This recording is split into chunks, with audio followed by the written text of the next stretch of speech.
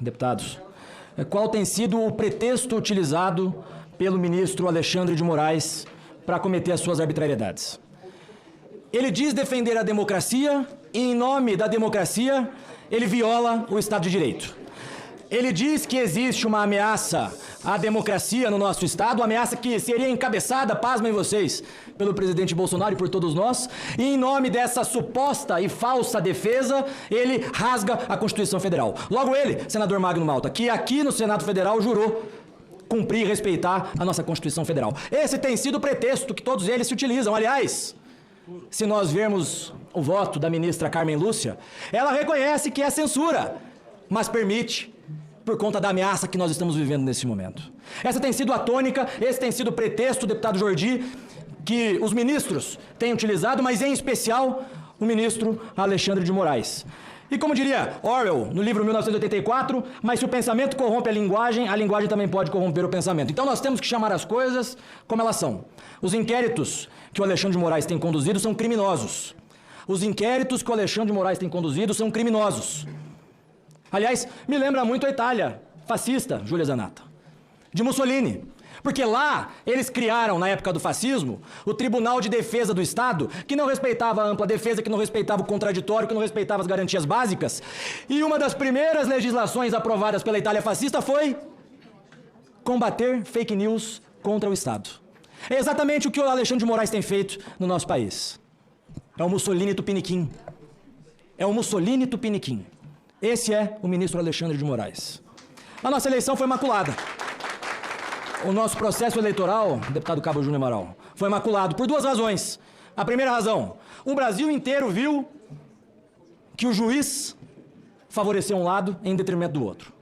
O Brasil inteiro viu as decisões absurdas que foram tomadas pela nossa Corte Eleitoral. E a segunda razão, pelo qual o nosso processo eleitoral foi maculado, é porque nós temos um voto que é inauditável. 15 segundos. O eleitor não tem a garantia de que o seu voto foi registrado, apurado e totalizado corretamente. O eleitor não é fiscal do seu próprio voto. E os ministros foram alertados. Quando eu fui relator da PEC 135, de autoria da deputada Bia Kicis, a PEC do voto impresso, nós alertamos os ministros de que o eleitor tem que ser o fiscal do seu próprio voto. Justamente para garantir que aquele que ganhou, ganhou e aquele que perdeu, perdeu.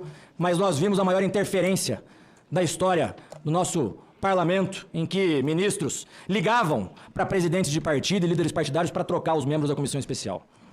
Agora, diante disso tudo, para finalizar, senhor presidente, é importante que a gente tenha a convicção que o golpe já aconteceu. Nós vivemos hoje num estado de exceção.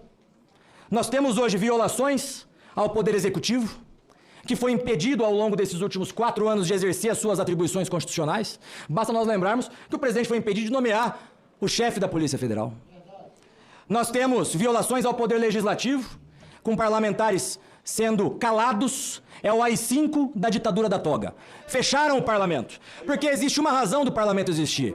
É todos nós podermos falar aquilo que a gente pensa. E quando um ministro, numa única canetada, apaga, bane as redes sociais de um parlamentar, isso tem nome, é censura prévia. Isso tem nome, é AI-5, é ditadura. Nós temos violações ao Ministério Público, que não mais exerce as suas atribuições de, por exemplo, conduzir os inquéritos. Nós temos violações à Polícia Federal, porque o ministro Alexandre de Moraes, como dito aqui, ele tem a sua Gestapo particular.